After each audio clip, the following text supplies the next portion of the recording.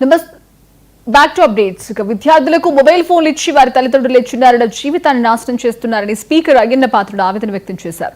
నర్సీపట్నంలోని జిల్లా పరిషత్ పాఠశాలలో జరిగిన మెగా పేరెంట్స్ టీచర్ సమావేశానికి ఆయన ముఖ్య అతిథిగా హాజరయ్యారు.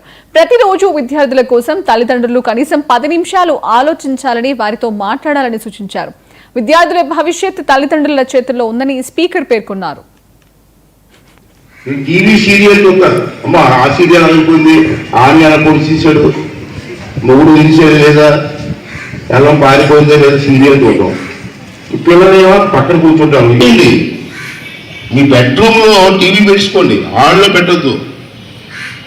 బెడ్రూమ్లో పిల్లల ముందు మాత్రం చదువుకున్న టైంలో టీవీ పెట్టద్దు. మీ మైండ్ అంతా డైవర్ట్ అయిపోతుంది.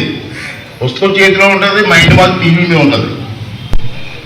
దయచేసి నేను చెప్తున్నాను కదా, దయచేసి మా పిల్లలు ఏ పెడుతున్నాను, అది ఏదో పెద్ద ఉద్యోగం వస్తే మీకు గర్వం కదా.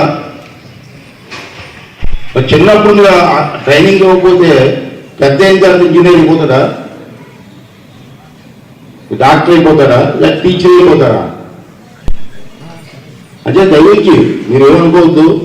టీవీకి పిల్లలు చదువుకున్న టైంలో టీవీ చూసుకుంటే పిల్లలు చదువుకున్నదా చూడద్దు.